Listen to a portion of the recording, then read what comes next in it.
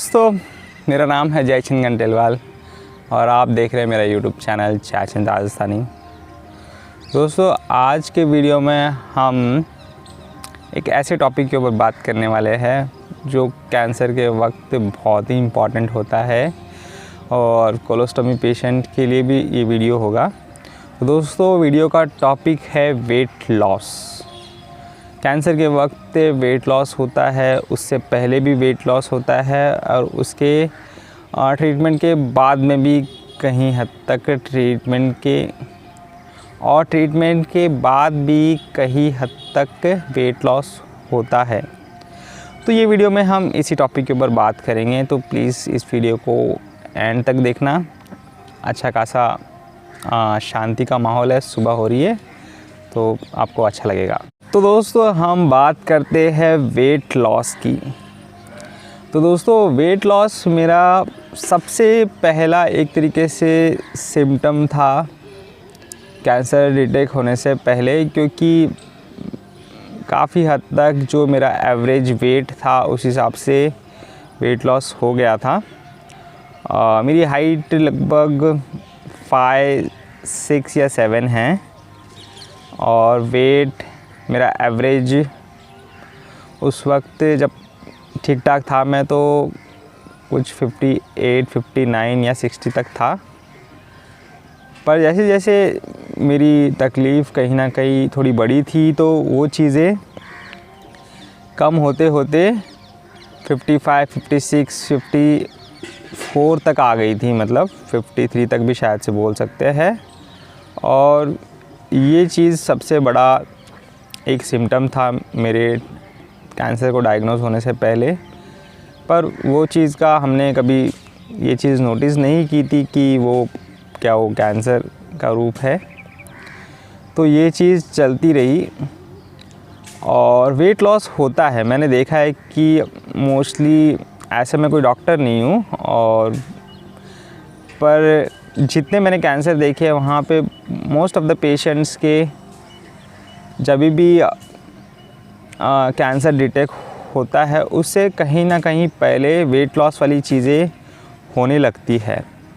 तो ये दोस्तों एक बहुत बड़ा एक सिम्टम्स बोल सकते हो, क्योंकि वेट लॉस आपका ऐसे ही नहीं होगा, कुछ ना कुछ बॉडी में दिक्कत होती है तभी होता है।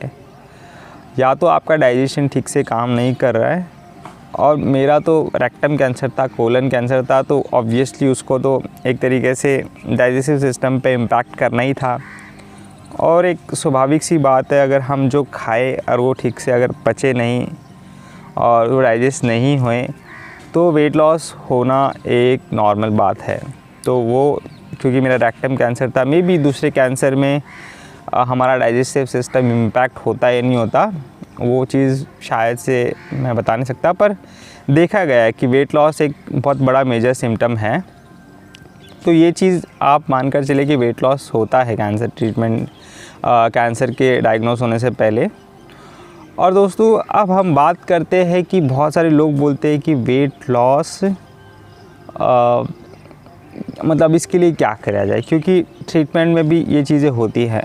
अब दोस्तों, एक चीज़ है कि आप ये चीज़ मानकर चले कि कैंसर का जो ट्रीटमेंट है ना, वो कैंसर से ज़्यादा तकलीफ़दायक देता है। मैं आपको डरा नहीं रहा हूँ, यहाँ पे मैं एक थोड़ा सा आपको ये एक आइडिया दे रहा हूँ, क्योंकि जो ट्रीटमेंट है ऑब्वियसली आप देखोगे कि अगर आपकी सर्जरी होनी है तो सर्जरी छोटी मोटी तो होती नहीं है, जितना मैंने देखा है मोस्ट ऑफ़ द टाइम बड़ी होती है, तो वो आपकी बॉडी को इम्पैक्ट करती है। सर्जरी के बाद में मोस्ट ऑफ़ द पेशेंट, मतलब ज़्यादातर पेशेंट का वेट लॉस होता ही है, क्योंकि हमारी जो डाइट होती है ना वो कम हो जाती है। तो ऑब्वियसली अगर जब डाइट कम होगी, हम उतना खाएंगे नहीं जितना एक नॉर्मल इंसान, जितनी आपकी नॉर्मल डाइट थी, तो वेट लॉस तो होगा ही। तो ये चीज़ भी मान कर चले। दूसरी बात है कीमोथेरेपी, जिसको मैं हर वीडियो में, जितने भी मैंने कीमोथेरेपी बनाए वीडियो, मैंने बोला है कि chemotherapy is the most difficult part of the cancer treatment, क्योंकि क्योंकि एक तो लंबा चलता है और जब तक आपको ये जितने दिन भी चलेगा उतने दिन प्रॉब्लम चलती रहेगी। हम ऐसा नहीं बोल सकते कि एक केमोथेरेपी कम हो गई, एक केमोथेरेपी ख़त्म हो गई तो दूसरी में शायद से उतनी तकलीफ़ ना दे। ये चीज़ दोस्तों जितनी भी आपकी साइकिल है, जितने भी है, उसमें वो चीज़ कंटिन्यूसली रहेगी। और ऑब्वियसली अगर देखो, अगर आपकी बॉडी कमज़ोर हो गई, आपका वेट नीचे गिर गया है और फर्स्ट केमोथेरेपी में आपका वेट और नीचे गिर गया है, तो एक स्वाभाविक सी बात है जब दूसरी केमो लेने जाओगे तो मतलब आपकी बॉडी पहले से ही कमज़ोर है, उसके ऊपर एक और हथौड़ा पड़ेगा तो वो कमज़ोर होती जाएगी। तो इसमें भी हमें ये उम्मीद नहीं रखनी है कि हमारा वेट बढ़ेगा। ये बहुत सारे लोग सवाल करते हैं कि हमारा केमोथेरेपी चल रहा है और वेट क्यों नहीं गेन हो रहा है। दोस्तों वेट गेन होता कब है, मुझे एक बात बताओ। वेट गेन तब होता है जब हम अच्छी डाइट ले, हमारा जो खाया पिया है वो हमारी बॉडी में लगे। पर जब हम जो खा रहे हैं एक तो वो ठीक से डाइजेस्ट नहीं हो रहा है क्योंकि केमोथेरेपी में आपको पता ही है लूज़ मोशन और ये सब चीज़ें चलती रहती है, डायरिया, तो वो चीज़ नहीं होगी उस वक्त भी। तो इसके लिए भी आप घबराए नहीं। वेट लॉस ये चीज़ें केमोथेरेपी में मैं बोलूँगा कि ऑलमोस्ट जब तक केमोथेरेपी चलेगी वो तो तब तक तो आपका अगर आप इसको मेंटेन करके रख लो अपना वेट को तो भी बहुत बड़ी बात होगी, क्योंकि कम होना तो बहुत स्वाभाविक सी बात है, कम होगा। मेरा वेट लगभग 48 या 49 पे आके लगभग केमोथेरेपी में वो स्टेबल हो गया था, उसके बाद में ज़्यादा नहीं गिरा था। तो ये एक चीज़ थी जो मैंने थोड़ी मेंटेन करने की कोशिश की, मतलब ऑलरेडी कम हो चुका था तो पर उतना एक बार आके वो ज़्यादा नहीं गिरा। और बात रही कोलोस्टॉमी पेशेंट की, कैंसर पेशेंट की, ट्रीटमेंट के बाद में भी मैं बोलूँगा कि आपका वेट कुछ समय तक नहीं बढ़ेगा। मेरा बहुत सालों तक दोस्तों जो वेट था वो 52, 53, 54, मतलब कैंसर ट्रीटमेंट के बाद में तो भी इतना ही था। मतलब ऑलमोस्ट 3 या 4 साल तक भी मेरा वेट ज़्यादा इंक्रीज़ नहीं हुआ था। तो मुझे ऐसा लगा शायद से अभी शायद से ऐसे ही रहेगा और कोई दिक्कत नहीं थी, पर मैं चाहता था कि थोड़ा बहुत वेट गेन हो, कि थोड़ी अब नॉर्मल बॉडी जैसे पहले थी वैसी हो जाए। पर जैसे जैसे सच में दोस्तों ये चीज़ें है कि आपको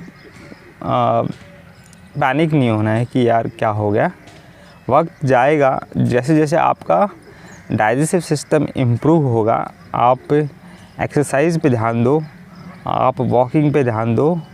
और सुबह जैसे मैं अभी इस वक्त ऑलमोस्ट मॉर्निंग की 6:30 या 7 बज रहे होंगे और राजस्थान में इस वक्त बैठा हूँ, तो ऐसे सुबह सुबह वक्त में आपको घूमने की ज़रूरत है।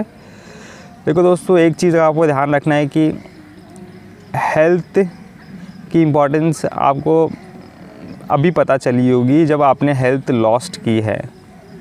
जो इंसान की हेल्थ लॉस्ट नहीं होती उसको मे भी शायद से इस चीज़ का इम्पोर्टेंस ना हो। तो आपकी क्योंकि हेल्थ इस वक्त नाजुक है, तो जब भी आप इस स्टेज से बाहर निकले तो अपनी हेल्थ को बहुत ज़्यादा इम्पोर्टेंस दीजिएगा, क्योंकि इसके बिना आपने देख लिया कि ज़िंदगी की जो सारे जो रंग होते हैं वो बेरंग हो जाते हैं। हम पैसे के पीछे भागते हैं, हम और दूसरे चीज़ों के पीछे भागते हैं, पर दोस्तों ये सारी चीज़ें जो दुनिया की दूसरे जो बोलते हैं ना मटेरियलिस्टिक हैप्पीनेस, वो एक तरीके से कुछ नहीं है जब तक आपकी हेल्थ नहीं है। तो इसीलिए जब हम रिकवर होने के स्टेज पे आ जाए, हमारी बॉडी थोड़ी ठीक ठाक हो जाए, तो एक्सरसाइज बहुत बड़ी चीज़ है दोस्तों। हम अगर देखो लाइफ में सब चीज़ करते हैं, एक्सरसाइज वगैरह करते हैं और कोशिश करते हैं हमारी बॉडी फिट रहे, तो हमारे को कोई दिक्कत हो जाए तो हमें शायद से इतना रिग्रेट ना फील हो, क्योंकि हमने अपनी लाइफ में जितना हो सकता था उतनी कोशिश की।